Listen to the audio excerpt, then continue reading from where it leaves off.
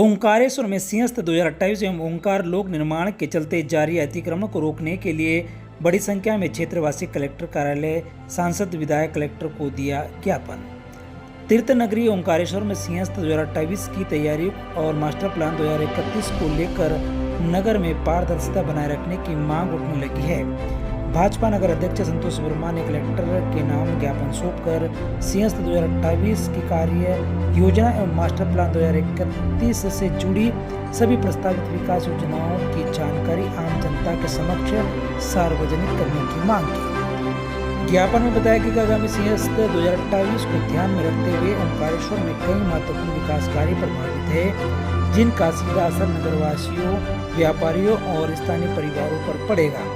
ऐसे में प्रशासन को सभी योजनाओं की विस्तृत जानकारी सार्वजनिक करनी चाहिए ताकि नागरिकों को भविष्य की कार्य योजनाओं की स्पष्ट जानकारी मिल सके। इस दौरान ओंकारेश्वर में बड़ी संख्या में पदाधिकारी एवं क्षेत्रवासी कलेक्टर कार्यालय पहुंचे, जहां पर उन्होंने कलेक्टर, विधायक एवं सांसद को ज्ञापन सौंपकर मांग की। तो ओंकारेश्वर की जनता जो है, वहाँ के लोग यहाँ मुलाकात करने पहुँचे हैं। क्या विषय है इनका और क्या कुछ बातचीत हुई है? देखिए, ओंकारेश्वर में और अपने खंडवा जिले की बड़ी गौरव की बात कहें कि 2028 में सिंहस्थ आ रहा है और सिंहस्थ की तैयारी को लेकर प्रशासन वहाँ पे अपने तौर पे चाहे घाट आए हों, चाहे कोई धर्मशालाएँ आई हो, इस प्रकार के नए नए काम जो आए हैं या ब्रिज आए हों, इसी तैयारी को लेकर ओंकारेश्वर में काम चल रहा था। और इसमें हमारे माननीय सांसद जी ने, मैंने वहाँ पे कुछ विस्थापन भी होना है, कुछ जगहें खाली भी होना है, कुछ अतिक्रमण भी टूटना है, जैसे आदिगुरु शंकराचार्य वाला एरिया हो या इस तरफ का एरिया हो। तो ये सब सस्पेंस हमारे ओंकारेश्वर वालों को, हमको भी मना हुआ था कि इसमें कैसा टूटेगा, क्या टूटेगा। तो हमारे जिलाधीश कलेक्टर महोदय ने बड़े अच्छे समझाइश के बाद हमने कहा है कि आप और हम बीच में बैठकर और उसका बीच का रास्ता निकालेंगे।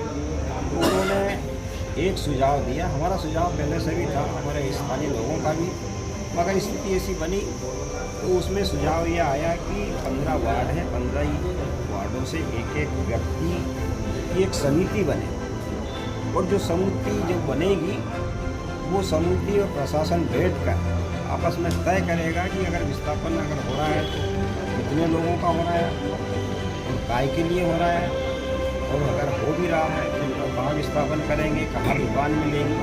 इस प्रकार की एक बीच का रास्ता निकला है। तो इससे ये सस्पेंस खत्म होगा कि कौन सा वार्ड टूटेगा, कौन सा मोहल्ला टूटेगा, कौन सी गली टूटेगी।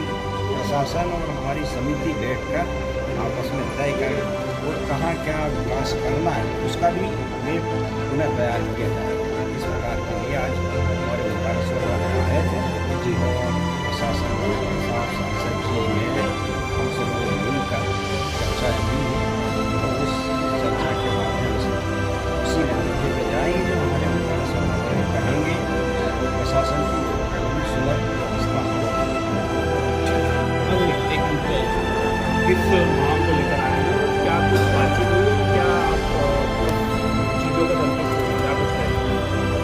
भगवान ओंकारेश्वर और माँ नर्मदा के चरणों में प्रणाम करते हुए आज ओंकारेश्वर से लगभग 150 से 200 लोग जिला कलेक्टर महोदय जी से मिलने के लिए एक प्रतिनिधि मंडल के रूप में हम लोग आए हैं।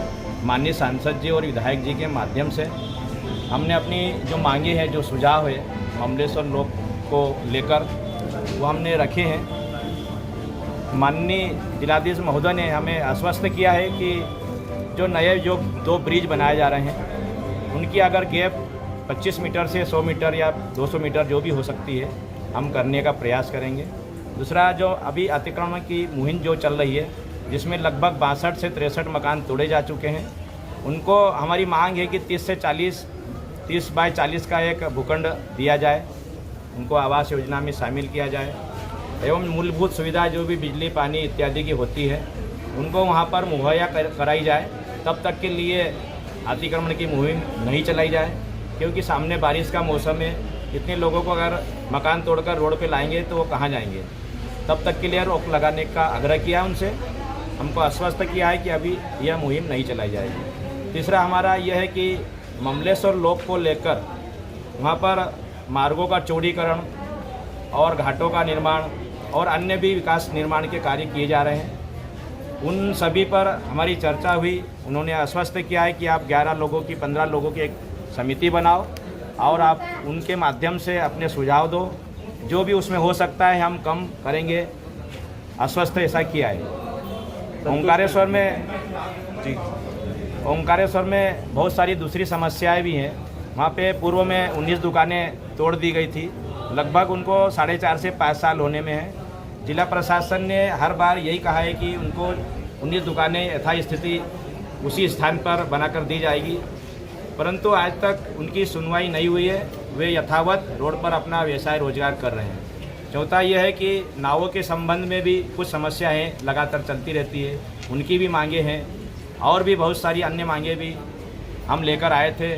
सुझाव उन्होंने दिए, हमने सुना, परंतु ऐसा है कि अब कल की बैठक में समिति के बाद जो भी हमारा सुझाव होगा फाइनल अंतिम, वो सब हम सुझाव देंगे और जो भी प्रशासन उसमें करेगा हम भी सहमत होंगे। अगर हमारी जायज़ मांग को नहीं सुनवाई होती है तो फिर आगे जो भी होगा आगे लड़ाई जारी रहेगी। धन्यवाद। संतोष वर्मा, भाजपा नगर अध्यक्ष, ओंकारेश्वर।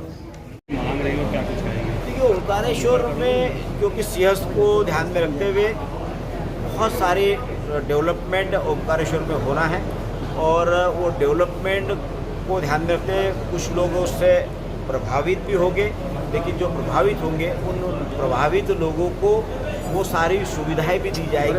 उनको कहीं पर भी सड़क पर भटकने की आवश्यकता नहीं पड़ेगी। शासन प्रशासन मिलकर उन लोगों को विस्थापित करने का भी काम करेगा। और कल अभी हम लोगों ने ओंकारेश्वर के विकास को लेकर चर्चा करी कि ओंकारेश्वर के लोग ही अपनी कमेटी बनाकर उसमें वो कमेटी बनाकर कल कलेक्टर साहब, एसपी साहब वहाँ पर जाएंगे और वो अपने सुझाव देंगे और सुझाव देकर हम किस तरह से वहाँ डेवलपमेंट करना है, किस तरह से लोगों को विस्थापित कर सकते हैं, उसको लेकर कल 3 बजे वहाँ पर बैठक होगी और उस बैठक में बहुत सारी बातें निकल कर आएंगी।